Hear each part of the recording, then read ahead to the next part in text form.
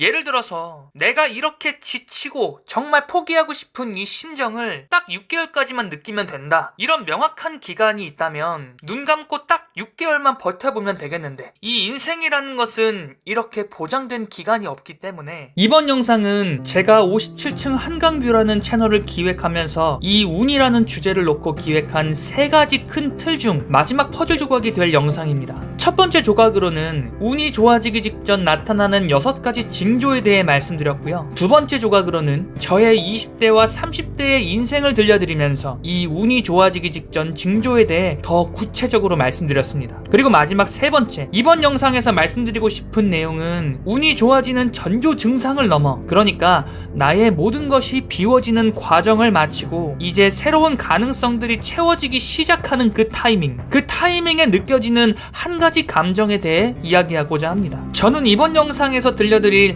이 마지막 세 번째 퍼즐 조각이 운을 놓치지 않고 잡는 데 있어서 가장 중요한 포인트라고 생각해요. 아무리 운이 다가오는 전조 증상을 알아챈다고 하더라도 마지막 이 세 번째 퍼즐 조각을 완성시키지 못한다면 결국 운을 놓치고 말기 때문이에요. 예를 들어서 내가 이렇게 지치고 정말 포기하고 싶은 이 심정을 딱 6개월까지만 느끼면 된다. 이런 명확한 기간이 있다면 눈 감고 딱 6개월만 버텨보면 되겠는데, 이 인생이라는 것은 이렇게 보장된 기간이 없기 때문에 이 암흑기가 언제 끝날지 모른다라는 막연한 두려움, 게다가 정말 이 암흑기가 끝나긴 하는 건지, 내 인생에서도 빛나는 순간이 찾아오기는 하는 건지 하는 이 부정의 감정 역시 내 안에서 자라나기 때문에 이 운이라는 것을 더 확실히 잡기 위해서는 마지막 이 세 번째 퍼즐 조각을 발견하시고 내 인생에 직접적으로 대입하시는 것이 무엇보다도 중요한 것 같습니다. 이번 영상에서는 이 운에 대한 마지막 퍼즐 조각에 대한 내용을 다룰 예정이며, 여러분이 꼭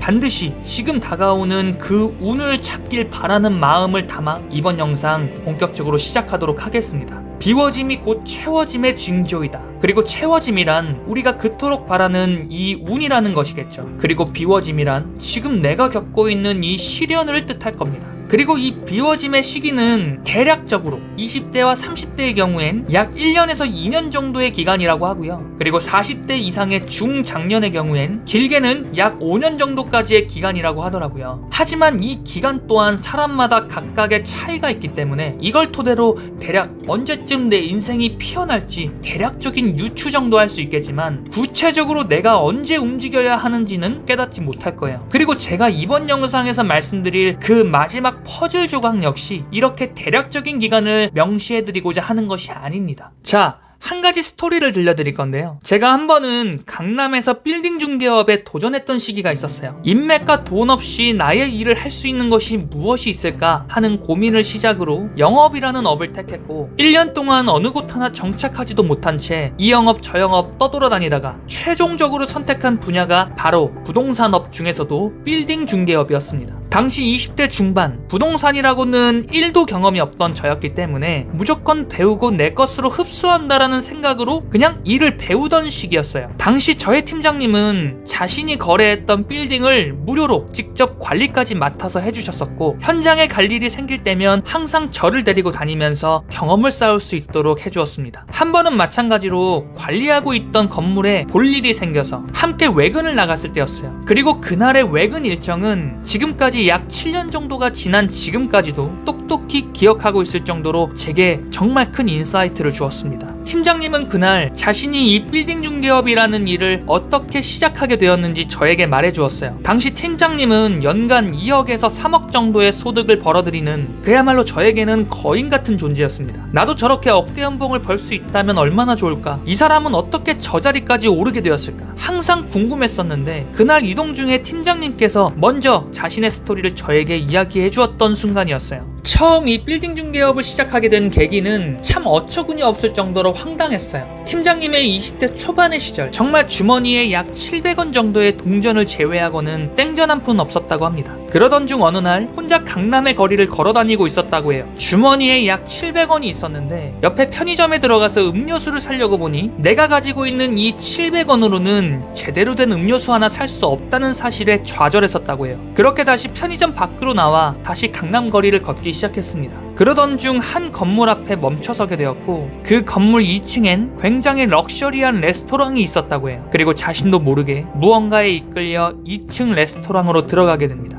그리고 자리에 앉아 그 레스토랑의 가격표를 보았다고 해요. 편의점에 있는 음료수와는 비교도 안 될 정도로 비싼 금액을 보고 눈이 튀어나오는 줄 알았다고 합니다. 도망치듯 레스토랑 밖으로 나와 다시 건물 밖에서 2층의 레스토랑을 바라보았다고 해요. 그리고 생각했다고 합니다. 나는 단돈 몇 푼이 없어서 음료수도 제대로 사지 못하는데 저 안에 있는 사람들은 저 비싼 금액을 내면서 파스타를 먹고 있는 그 모습을 생각하니 괜히 분했다고 해요. 그리고 생각은 조금 더 나아가기 시작했습니다. 아니 그럼 저 레스토랑에 들어있는 이 건물의 주인은 대체 얼마나 부자일까? 그리고 다음 이어진 생각이 팀장님의 인생을 변화시켰습니다. 건물주를 만나봐야겠다. 그렇게 무작정 건물 관리실로 갔다고 해요. 그리고 그 안에 있던 분에게 혹시 건물주냐고 물으니 나는 건물을 관리하는 관리인이고 건물주는 따로 있다라고 답했습니다. 팀장님은 관리인에게 건물주를 만나게 해달라고 사정했다고 해요. 어린 나이에 강단 있는 모습이 좋게 보여서일까요? 아니면 계속해서 귀찮게 해서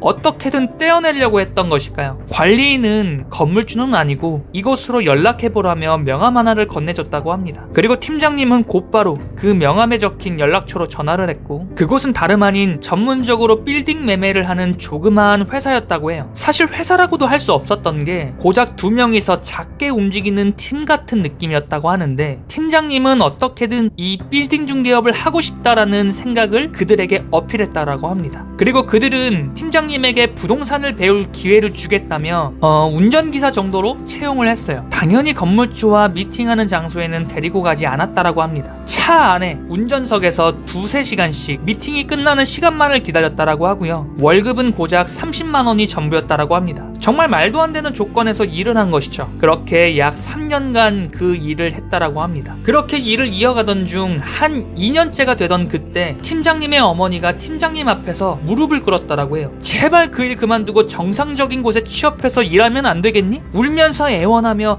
무릎 꿇고 비는 어머니를 보고 팀장님은 결심했다고 합니다. 집에서 나가야겠다고 말이죠. 하지만 그 순간엔 정말 포기하고 싶은 강한 충동 역시 들었다라고 합니다. 이렇게까지 해야 하나? 이게 맞는 것일까? 금전적으로도 상황이 좋지 않았고 어머니까지 이렇게 애원하니 정신적으로도 무너질 것 같았다고 해요. 하지만 포기할 수 없었다라고 합니다. 왠지 포기하면 그동안의 모든 노력이 물거품이 될 것 같았고 분명 이 업에서 답이 보일 것 같은 그 느낌을 받았기 때문에 절대 포기할 수 없었다라고 합니다. 그렇게 집을 나와 더 이악 물고 일에 몰입했다라고 해요. 미친 듯이 말입니다. 그리고 약 3년이 지나던 때 결국 팀장님은 팀장이라는 타이틀을 달 수 있었고 팀장이라는 타이틀을 단 그 해에 약 1억 원 정도를 벌어들이게 되었다라고 합니다. 20대 중반의 나이에 말이죠. 그리고 소득은 계속해서 증가했다라고 해요. 그 이후로 팀장님은 부동산업에서 승승장구했고 지금의 위치까지 오를 수 있었다라고 해요.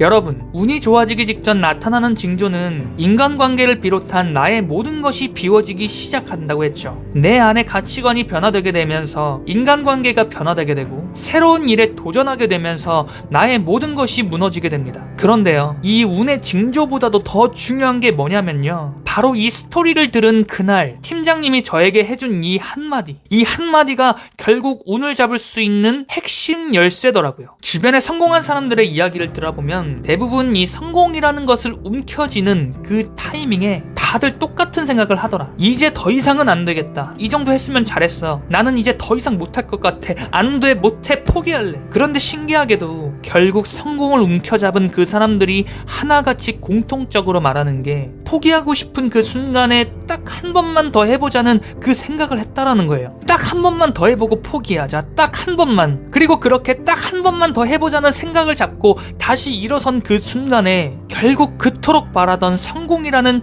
영광을 잡을 수 있었다라고 합니다. 비워지는 중간중간엔 우리가 고통스러울 수 있어요. 왜냐면 나의 모든 것이 부서지는 그 순간에 어떻게 사람이 평온할 수 있겠어요. 그렇게 하나씩 부서지고 멘탈이 나가고 동기부여해서 다시 일어서서 나아가지만 또 다른 무언가에 부서지면서 다시 다시 멘탈이 나가고 또다시 동기부여해서 다시 또 일어서지만 이번엔 내가 밟고 있던 그 바닥 자체가 무너지면서 또다시 무너지고 부서지고 깎이면서 그렇게 결국 모든 것이 비워진 그 순간에 나의 모든 것 100%의 모든 것이 비워진 그 순간에 인간이 생각하는 단 한 가지의 감정은 이 정도 했으면 되었다입니다. 이 정도 했으면 잘했어. 이제 그만 포기하자. 하지만 정작 성공한 사람들은 그 순간에 딱 한 번, 다시 한 번, 딱 한 번만 더 일어나서 나아가 보는 것이 결정적인 포인트라고 해요. 성공을 잡아낸 사람들과 실패한 사람들의 그 차이는 바로 이 순간에 결정되게 되는데 딱 한 발자국 더 나아간 사람이 결국 성공이라는 것을 움켜잡을 수 있다는 것입니다. 게다가 운이라는 요소는 이 순간에 이렇게 말합니다. 딱 한 번만 더 해보자. 이제 너와 내가 만날 타이밍이야 라고 말이죠. 포기하고 싶은 그 순간이야말로 여러분이 운을 맞이해 그토록 바라던 성공이라는 것을 움켜잡을 순간입니다. 지금 포기해서 주저앉고 싶다면, 그리고 지금 이 영상을 만나 지금 강한 동기를 다시 한번 느끼고 있다면 딱 한 번만 더 일어서 보세요. 여러분은 분명 성공을 맞이할 잘될 운명이니 그 가능성을 믿고 딱 한 번만 더 일어서 보는 겁니다. 지금까지 57층 한강뷰였습니다. 영상 시청해주셔서 감사합니다.